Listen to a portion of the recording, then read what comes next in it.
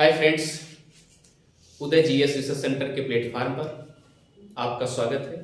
जैसा कि इसके पहले पुर्तगालियों के आगमन में द्वितीय गवर्नर आ चुके थे, उन्होंने क्या क्या वार्तालाप किए, क्या क्या पद्धति लागू किए, आज वहीं से हम उठा करके पुर्तगालियों का एंड कर देते हैं। क्या क्या फैक्ट मिलेगा आप उसे टटोलते रहिए, देखते रहिए, लेकिन विथ मैप के साथ साथ। चलिए पहले मैप बनाते हैं।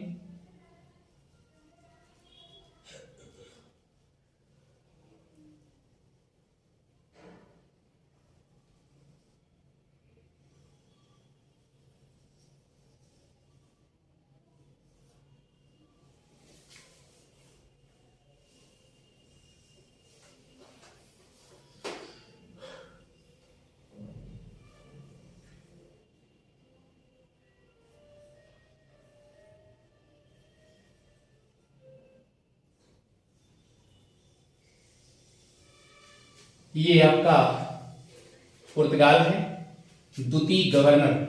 चलिए पुर्तगाल का द्वितीय गवर्नर के रूप में कौन आता है? Alfonso de Albuquerque. इसका कार्यकाल 1509 से लेकर के 1515 ईस्वी तक है। एक चीज आप ध्यान दीजिए, 1509 में जैसे ये आता है गवर्नर बन करके, यह एक चीज ध्यान दीजिएगा, सबसे पहले क्या करता है? 1510 में ये गोवा को छीन लेता है और किससे छीनता है? बीजापुर के शासक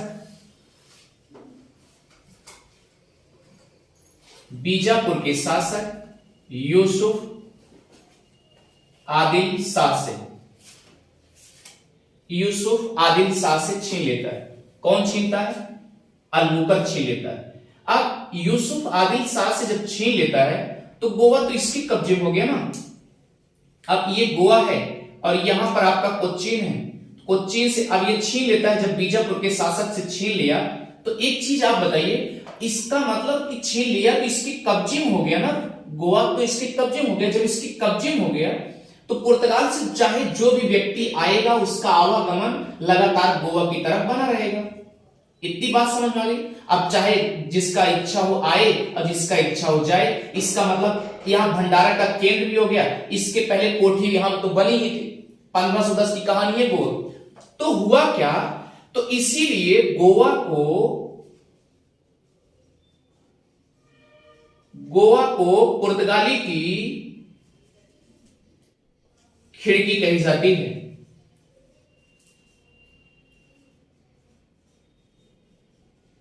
खिड़की कही जाती है। अब दूसरा कंडीशन क्या था, ध्यान दीजिएगा। अब ये अल्बुकर्क जो है 1511 में मलक्का जल संधि पर भी कब्जा जमा लेता है। अब मलक्का कहां है? देखिए ध्यान से, ईस्ट इंडीज, जिसे मसालों के द्वीप कहे जाते थे। तो याद रखिएगा, नॉर्थ में आपको सिंगापुर मिलेगा और साउथ में सुमात्रा मिलेगा। यहीं पर आपको मिलेगा, याद रखिएगा, मलक्का जल संधि। सिंगापुर ऐसे है, सिंगापुर यहां है और सुमात्रा की कंडीशन ऐसे है। तो ये मलक्का जल संधि है, इसमें भी कब्जा जमा लिया। इतनी बात समझ में आ गई। अब सवाल उठता है कि 1515 में इन्होंने क्या किया? 1515 में इन्होंने हारमोज की जलसंधि पर भी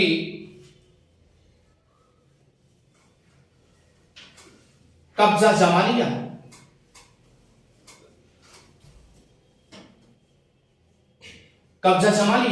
अब देखिए हारमोज की जलसंधि यहीं पर है और ये मलक्का यहां पे है।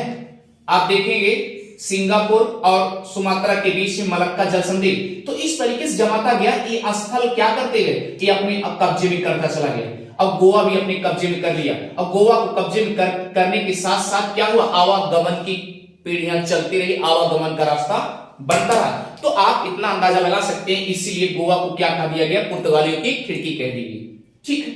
अब दूसरी बात यह है, जैसे इसके पहले जब 1503 में वास्को डिगामा आया था,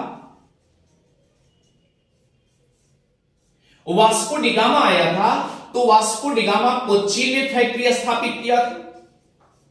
लेकिन उसी समय जब वास्को डिगामा आया था, द्वितीय बार जब आया था, तो एक बार हमने आपसे बताया था क्या कि इसके पहले जब आया था तो 1500 जहाजों को देखा था। लेकिन जब सेकेंड बार आया था, जहाजों को देखने के साथ साथ उसके माइंड में क्या हो गया था कि इसके जितनी जहाजें हैं किसी के पास हथियार नहीं है, मानसिकता चेंज हो गई थी। अब इसीलिए जब दूसरी बार 1503 में जब यहां पहुंचा था, तो याद रखिए वास्को डिगामा भी गन बोल्ट पॉलिसी नियम में लागू किया था। इस चीज को ध्यान दीजिएगा कि वास्को डिगामा के द्वारा, क्योंकि जो भी मिलेगा उसे खत्म कर देना, दूसरी बार जब आया था।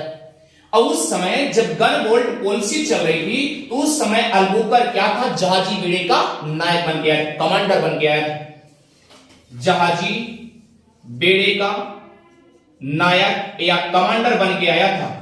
तो हुआ क्या कंडीशन, उस समय हमने आपसे बताया था कि 1505 में ये क्या किया था, कुन्नूर पर इधर 1503 में कोठी स्थापित की जा रही थी, और इधर 1505 में जाकर के इन्होंने क्या कर डाला था, आपको पता है कौन, अल्बुकर क्या किया था, ये 1505 में कुन्नूर में अपना दुर्ग जाके स्थापित कर दिया था। इसीलिए उसको दोबारा जो है द्वितीय गवर्नर के रूप में बनाया गया था। इस बात को समझ में आ गया। ठीक, अगला कंडीशन क्या था कि जब यहां ये आने के बाद ये सब टहलता है और इधर क्या कर लिया, गोवा तो अपने कब्जे में कर ही लिया, तो यहां पर जो विधवाएं औरतें हैं इनसे शादी करने के लिए प्रेरित करता है। अर्थात आप कह सकते हैं विधवा विवाह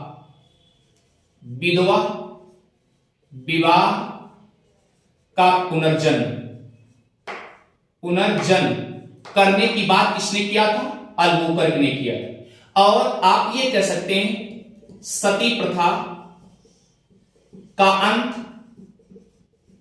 करने की बात सबसे पहले कौन पुर्तगाली किया था, अल्बुकर्क ने किया था। दो क्वेश्चन, विधवा विवाह खत्म करने, विधवा विवाह यानी जो विधवाएं औरतें उनसे भी शादी करने के लिए बार बार प्रेरित कर रहा था।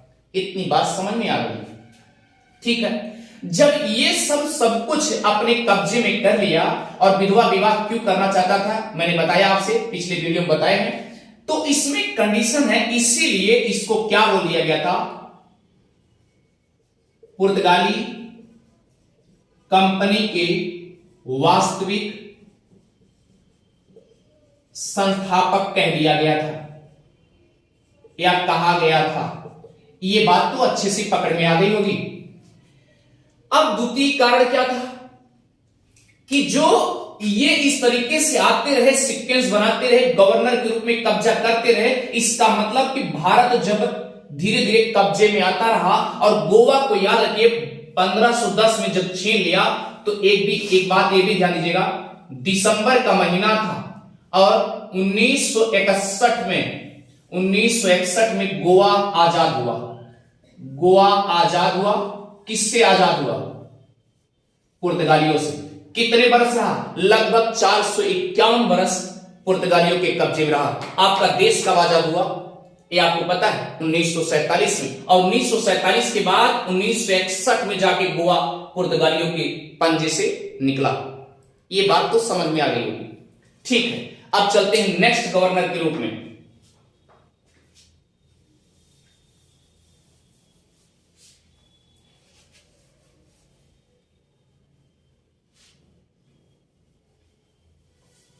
आइए next governor,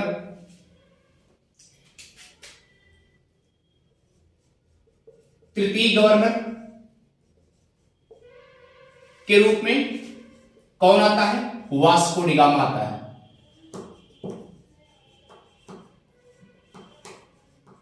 Vasco D gamma आता है 1523 से लेके 27 तक रहता है और 27 में उसकी मृत्यु भी हो जाती है।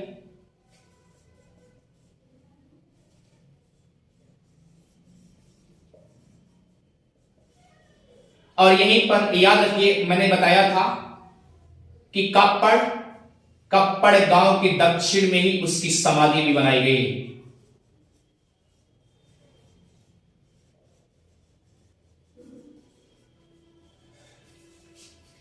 अब आगे देखिए, चौथे गवर्नर के रूप में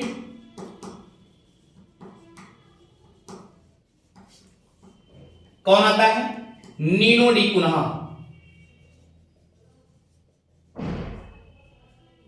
जिसका कार्यकाल 1529 से लेकर के 38 तक रहा। आइए आगे चलते हैं। सवाल ये कि नीनो डी कुन्हा ये जब आता है तो ये ध्यान दीजिएगा, चतुर्थ गवर्नर के रूप में बन के आता है। 29 में जैसे आया, 1530 में क्या किया? ये कोचीन से फैक्ट्री जो थी, कोचीन से जो फैक्ट्री के रूप में थी, उसे क्या किया? गोवा ट्रांसफर कर दिया, गोवा हस्तांतरित कर दिया। भैया कारण यह था कि गोवा क्या था? इसके कब्जे में आ चुका था। जब गोवा इसके कब्जे में आ चुका है तो सवाल सी बात, जो ये कोचीन था अस्थायी था, अब ये क्या हो गया? अस्थायी हो गया। और जब अस्थायी हो गया तो इसीलिए क्या किया? गोवा में अपनी फैक्ट्री डाल दिया। अब गोवा में अगर फैक्ट्री पड़ गई तो आप समझ सकते हैं आने जाने का कोई दिक्कत नहीं होगी, भाई अपनी निजी फैक्ट्री है। चलिए अब देखिए, पांचवें गवर्नर के रूप में जो आता है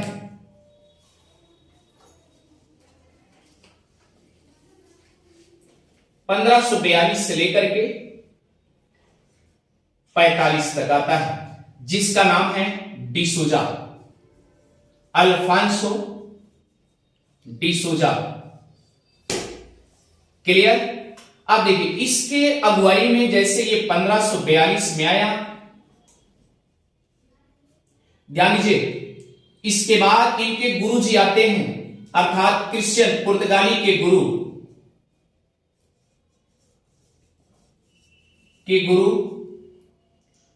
सेंट जेवियर्स जी आते हैं। अब सेंट जेवियर्स जब जैसे आते हैं, और सेंट जेवियर्स एक चीज ध्यान दीजिएगा, अकबर को भी मोहित कर लिए थे। अगर अकबर को मोहित कर लिए हैं तो आपका अंदाजा लग सकता है कि अकबर का सपोर्ट मिलेगा। अब गुरु के आने से अकबर का सपोर्ट मिलेगा।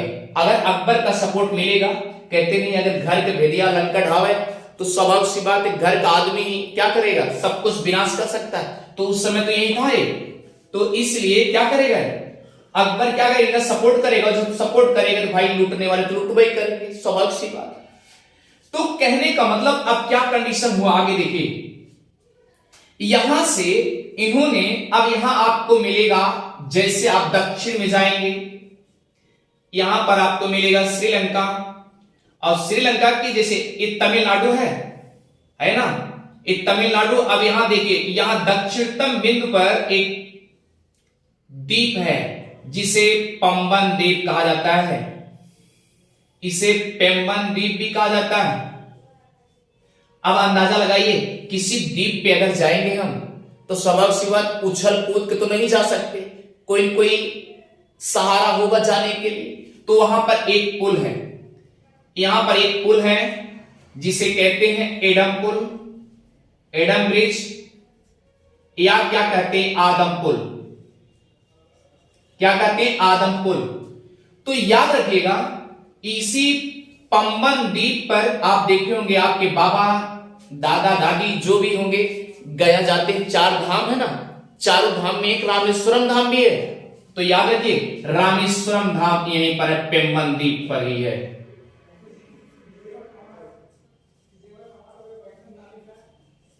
क्लियर, रामेश्वरम धाम यहीं पर है। और यहीं पर यहां जैसे क्या करते हैं, डिसूजा क्या करता है, यहां पर जो भी मछुआरे हैं, ये मछुआरे क्या करते हैं, मछुआरे जो हैं इनसे भी कहता है, कौन, ये डिसूजा कहता है कि ऐसा है, आप भी धर्म परिवर्तन कर लो, आप भी ईसाई बन जाओ, पुर्तगाली बन जाओ।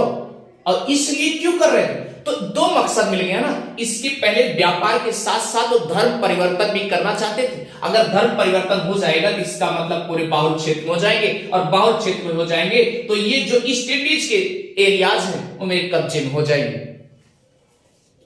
ये डिसूजा का मकसद था। दूसरा कंडीशन क्या है, अगर ये डिसूजा अगर आ गया तो क्या करेगा, आपको पता है ना, यहां तक कि पुर्तगाली क्या किए आपको पता है,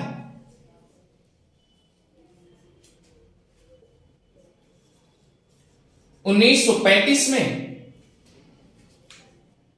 द्वीप पर भी अपना अधिकार जमा लिए। अब इसमें 24 जोड़े कितना हुआ, 1935 में 24 जोड़े के कितना हुआ, 59, अर्थात 1559 में इन्होंने क्या किया, दमन पर भी कब्जा जमा लिया।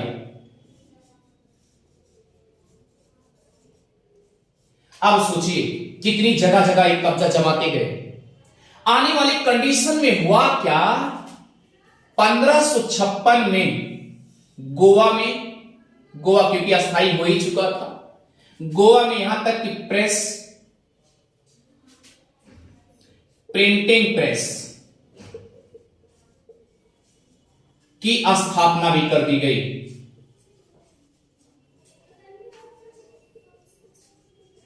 अब आप पूछना चाहेंगे कहां स्थापित किया गया, तो याद रखिए सेंट पॉल हॉल में,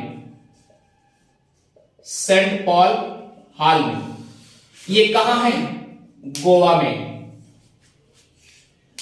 तो ये सेंट पॉल हॉल, अब ये आप सोचेंगे सेंट पॉल हॉल क्यों ही चुना गया, क्योंकि जो अधिकार थे आपको पता है ना, फंडामेंटल राइट्स, वह फंडामेंटल राइट्स को भी आप जाएंगे ब्रिटेन लंदन में, वहां भी आर्क बिशप द्वारा सेंट पॉल हॉल में मीटिंग की गई थी। तो इसको लगा कि ये वर्चस्व बढ़िया है, या नाम भी अच्छा है, Saint Paul Hall, Saint Paul Hall, हमारा अधिकार तो जमा लिया गया। और अधिकार के साथ साथ इन्होंने क्या किया, सेंट पॉल हॉल में अपनी प्रिंटिंग प्रेस की कंपनी भी डाल दी। अब आप सोचिए अगर प्रिंटिंग प्रेस की कंपनी पड़ गई तो होगा क्या, इसका मतलब प्रिंटिंग प्रेस अगर बना है तो वहां पर कांच की भी जरूरत पड़ेगी। तो याद रखिएगा पुर्तगालियों की ही देन है कांच या शीशा ये पुर्तगालियों की देन है। तो नोट करते जाइए, आप जितने आपके फैक्ट बचे पहले फैक्ट नोट करते जाइए, क्या क्या अटैचमेंट रहा है पुर्तगालियों से। इसे मिटा दे रहे हैं, अब आगे चलते हैं।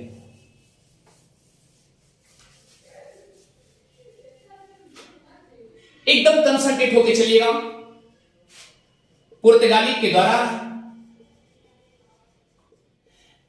पुर्तगाली में तो वास्को डिगामा है ना, तो वास्को डिगामा आपको पता है जमोरियन को देने क्या आया था, लेके क्या आया था, चंद किलो चीनी गुड़ लेके आया था। इसका मतलब गन्ना से ही बनता है ना भैया, तो गन्ना ही पुर्तगालियों की देन है। और तंबाकू भी पुर्तगालियों की ही देन है, और शीशा भी पुर्तगालियों की ही देन है, और अफीम भी पुर्तगालियों की देन है। आप सोचिए, और मैंने आपसे क्या कहा, ये जो गुड़ है वहां पर ही पेराई की जाती थी पहले, इसलिए गन्ने से उत्पादित किया जाता था। आज जिसे हम गुड़ के सौदागर बन गए हैं, बनाते हैं, बनाते हैं, व्यापार भी करते, आयात निर्यात करते हैं, तो कहने का मतलब ये गन्ना उसी पुर्तगालियों की देन है। और दूसरा कंडीशन क्या था, ध्यान दीजिएगा, हमने आपसे बताया कि 1556 में प्रिंटिंग प्रेस भी पुर्तगालियों की देन है। भारत में प्रिंटिंग प्रेस की ही देन है, किसकी? पुर्तगाली की। सवाल अब उठता, आगे देखिए, आपने देखा होगा पहले लाल बलुआ कलर का पत्थर जो होता था, उस पे आपने देखा होगा कि एक ऐसे नर्तकी बनी रहती थी, और ऐसे नर्तकी, ऐसे देखा होगा ना, ऐसे नर्तकी भी आपने देखा होगा। उस नर्तकी को एक, उसमें पुर्तगालियों ने क्या अपने लफ्जों में कहा, उसे कहते स्थापत्य कला। स्थापत्य कला, तो याद रखिए, स्थापत्य कला ये भवनों में निर्माण किए जाते थे, भवन, मकानों में निर्माण किए जाते थे।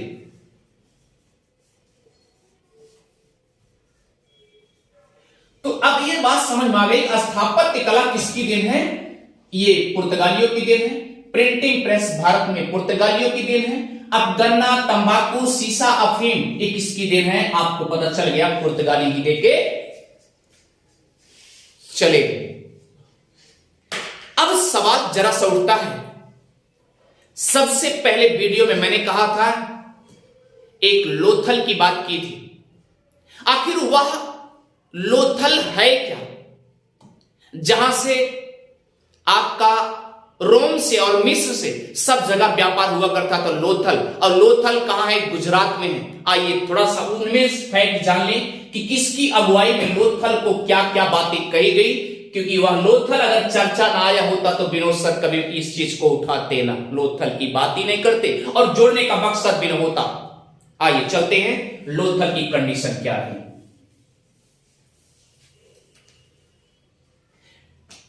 लोथल, लोथल के बारे में जानिए। पहली चीज तो ये गुजरात में है, एक स्थान है और शहर भी है पुराना, भारत का या भारत के पुराने शहरों में से एक है। कौन? लोथल। अगला कंडीशन क्या है? लोथल हड़प्पा सभ्यता में खोजा गया एक स्थान है। अगली कंडीशन क्या है? हड़प्पा सभ्यता को ही सिंधु घाटी सभ्यता भी कहा जाता है, इस चीज को ध्यान दीजिएगा। हड़प्पा सभ्यता को ही सिंधु घाटी सभ्यता भी कहा जाता है।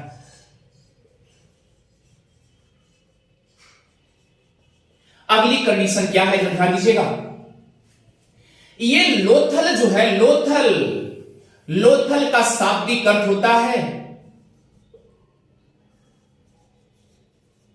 का शाब्दिक अर्थ अभी मैप के द्वारा हम आपको दिखा देंगे, अच्छे समझ में आ जाएगा। लोथल का शाब्दिक अर्थ होता है मृतकों का टीला।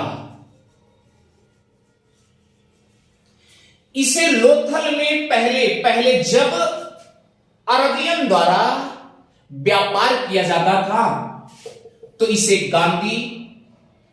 गोदीवाड़ा भी कहा जाता था, गोदीवाड़ा। और गोदी का शाब्दिक अर्थ होता है सिंचाई का टैंक, सिंचाई का टैंक। इस बात को ध्यान दीजिएगा। हुआ क्या कंडीशन? अब ये लोथल कहां पे है? अहमदाबाद में है। अहमदाबाद में कहां है? याद रखिएगा, एक साबरमती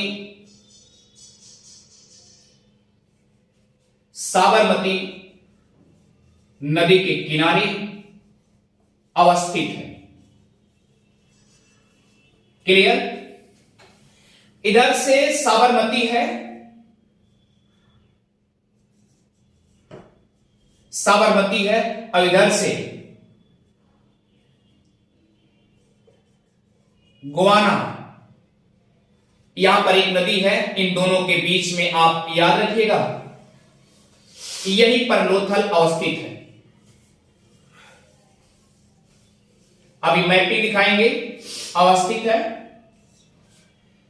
पहली चीज। और दूसरा सिचुएशन क्या है, जरा इसको देखिएगा।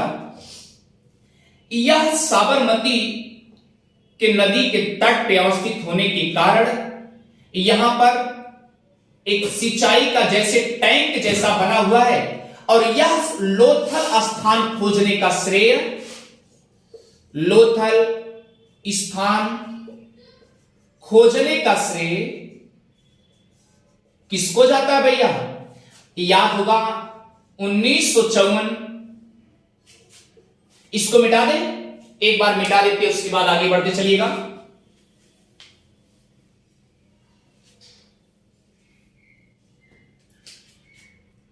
1954 अपना देश कब आजाद हुआ? 1947 में देश आजाद हुआ।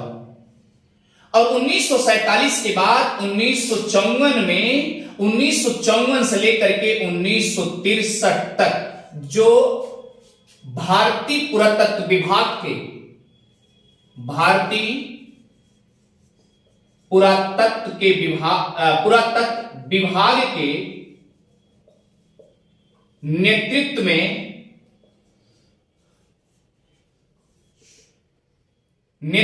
में लिखिए एस आर राव, इनकी अगुवाई में 1955 में लोथल शहर मिला।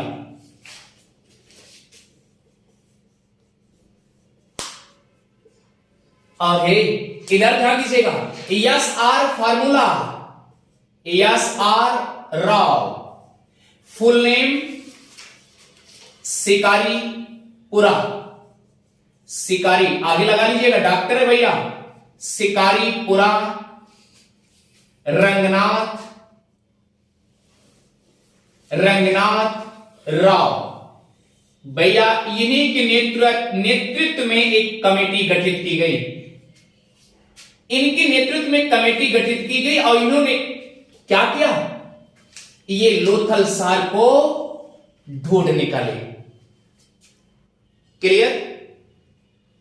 और दूसरी चीज, अब जब निकाले तो ये बताए क्या? भोगवा, भोगवा एक भोगवा नदी है, भोगवा नदी और साबरमती के बीच में, सॉरी ये गोवाना नहीं है, इसको सुधार लीजिएगा, साबरमती के बीच में यहां पर लोथल शहरिया है।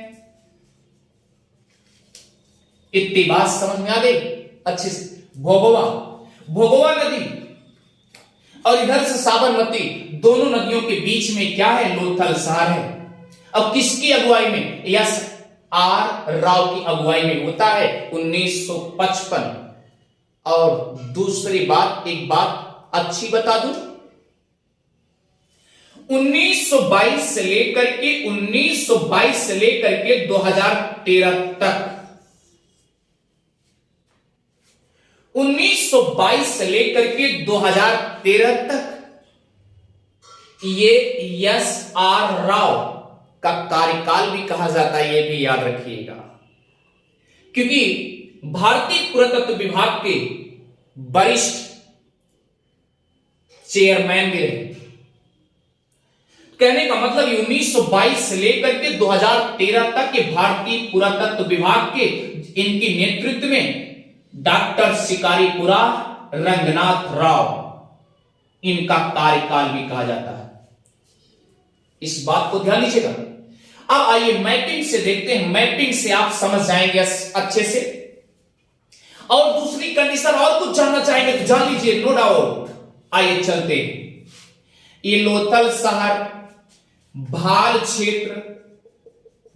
क्षेत्र अहमदाबाद गुजरात, और कुछ जानना चाह रहे हैं? आगे चलिए। ये भाल क्षेत्र है, अहमदाबाद है, गुजरात राज्य है, और दूसरा कंडीशन, इधर साबरमती, राइट साइड में साबरमती और लेफ्ट साइड में भोगवा। भोगवा दोनों नदियां हैं, ये दोनों नदियां साबरमती नदी और भोगवा नदी, इन दोनों के बीच में मिला क्या, ध्यान दीजिएगा, लोथल शहर मिला। ये भारत देश के आजाद के बाद हड़प्पा सभ्यता की खोज की अगुवाई में आगे बढ़ता रहा और खोजा, लगातार खोज जारी रहा। और याद रखिएगा, मैंने आपसे कहा कि 1954 में लगभग ये शहर रिसर्च करके आया है, जो कि सिंधु घाटी सभ्यता के खोज में से लोथल शहर इंपॉर्टेंट शहर है। पुराना बंदरगाह भी है और पुराना शहर भी है। क्यों सर्च किया गया था लोथल को? क्योंकि लोथल जब सर्च किया गया तो वहां यह लगा कि विदेशी मोतियां, विदेशी जवाहरात सब लोथल। और हां, एक चीज मेन क्वालिटी, जैसे लोथल पे पहुंचोगे, जैसे आप लोथल पे जाओगे, वहां पर एक आयताकार बेसिन मिलेगा, बेसिन, इसे भी नोट कर लो। लोथल जैसे आप पहुंचोगे, यानी लोथल शहर में जैसे जाओगे, सबसे पहले आपको मिलेगा क्या, आयताकार बेसिन। तो ये आयताकार, इसका मतलब कि डॉक्टर शिकारीपुरा रंगनाथ राव के नेतृत्व में अगर जैसे लोथल शहर खोजे होंगे तो सबसे पहले आयताकार बेसिन ही दिखाई दिया होगा। ये बात सत्य हो गई, याद रखिएगा। ये मैं नहीं कर रहा हूं, लिखी हुई किताबों से मैं बता रहा हूं। और दूसरा कंडीशन है, ये यूपीएससी का भी यूपीएससी में सिलेक्टेड क्वेश्चन भी, आईएएस के सिलेक्टेड क्वेश्चन भी लोथल। तो अब इतनी बात तो समझ में आ गई, आइए चलते हैं मैपिंग से दर्शाते हैं इसको अच्छे से।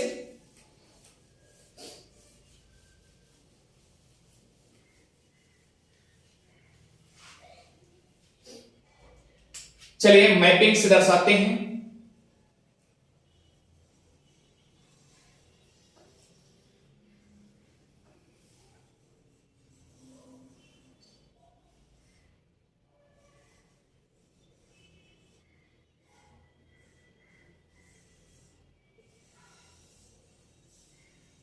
ये आपके समक्ष एक मैप है इंडिया का। देखिए प्यारे, ये खंभात की खाड़ी है, ध्यान दीजिएगा। ये क्या है, खंभात की खाड़ी, क्लियर। और ये क्या है, कच्छ की खाड़ी, कच्छ की खाड़ी। और भैया हो, इधरिया से भोगवा आती है नदी, यही है भोगवा, ये भोगवा नदी है। और इधर से आती है साबरमती नदी, ये साबरमती नदी है। इन दोनों के बीच में यहीं पर आप देखोगे एग्जैक्ट लोकेशन क्या मिलेगा, लोथल मिलेगा, लोथल शहर मिलेगा। दूसरा कंडीशन, यही क्षेत्र मिलेगा, भाल क्षेत्र मिलेगा। और क्या मिलेगा, अहमदाबाद मिलेगा। और क्या मिलेगा, गुजरात मिलेगा। तो इतनी बात अच्छे से समझ में आ गई होगी। और ये भारतीय पुरातत्व विभाग के अकॉर्डिंग 1954 से लेकर के 63 तक के डाटा बता दे रहा हूं। यहां से यहां तक के बीच में ये पूरे भारतीय पुरातत्व विभाग में खोजे गए सब। तो भैया ये चीज आप समझो, अच्छे से समझो। सवाल ये नहीं, सवाल ये है कि अगर इसे सिंचाई का टैंक कहा गया, गोदीवाड़ा अगर बोल दिया गया कि गोदीवाड़ा पोर्ट है, इसका मतलब बंदरगाह है। और बंदरगाह के कारण यहां पर इसका मतलब इधर से इधर सब व्यापार हुआ होगा कि नहीं होगा। और यहां पर अगर किसी का व्यापार हुआ होगा, अगर कोई व्यापार करने आएगा भी, तो आप समझ सकते ऐसा तो नहीं है कुछ छूटा नहीं होगा, कुछ ना कुछ छूटेगा।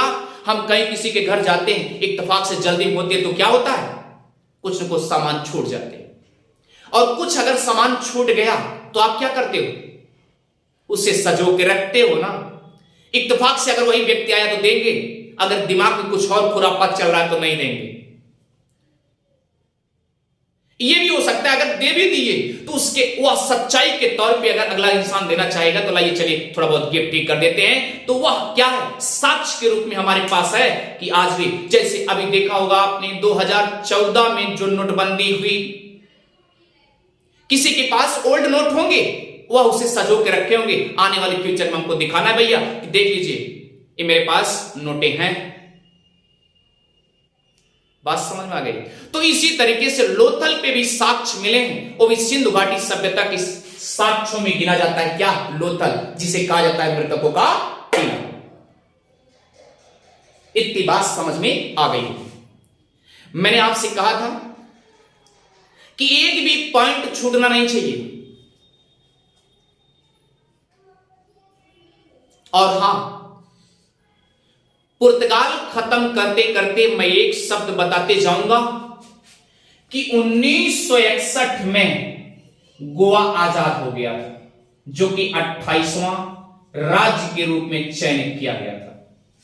और गोवा में केवल 2 ही जिले हैं, प्यारे ध्यान देना, कितने जिले, 2 ही जिले, सबसे छोटा राज्य भी। और इसके पहले कापड़ गांव में उसकी समाधि बनाई गई। यहां तक बताया जाता है कि वास्को डी गामा की एक समाधि के रूप में गोवा में भी मिलता है, पणजी में। ठीक इसी के साथ और पुर्तगालियों से एक फैक्ट छूटा है, पपीता भी पुर्तगालियों की देन है। पपीता भी पुर्तगालियों की ही देन है। बाकी तो मुझे नहीं लगता कि और भी कोई फैक्ट छूटे, और भी अगर छूटे होंगे तो एक दिन लगातार 4 घंटे लाइव आकर के मैराथन क्लास लेकर के पूरा फैक्ट टू फैक्ट तोड़ के रख दिया जाएगा। एक एक स्थान को चयनित कर दिया जाएगा। लेकिन हां, आपका भी फर्ज बनता है कि उदय जीएस रिसर्च सेंटर को सब्सक्राइब करना और शेयर करना भी ना भूलें। आगे बढ़ाते रहिए, फॉरवर्ड करते रहिए, जिससे अधिक से अधिक लोगों को लाभ मिल सके। आज से पुर्तगाली या यूरोपियन के आगमन में पुर्तगाली आगमन का एंडिंग हो चुका है। आप ये कह सकते हैं पोस्ट मार्टम हो चुका है, अंतिम। क्लियर? ठीक है, इतनी बात तो समझ में अच्छे से आ गई। अब नेक्स्ट क्लास कमेंट करके जरा बताइएगा कि ज्योग्राफी का क्लास या हिस्ट्री का या पॉलिटी का, हम तो चाह रहे हैं कि पहले इसके बाद डच स्टार्ट किया जाए। आप कमेंट करके बताइएगा। ठीक, थैंक यू। और समझ में आ रहा होगा, आप सब्सक्राइब करना और शेयर करना भी ना भूलिएगा। Thank you.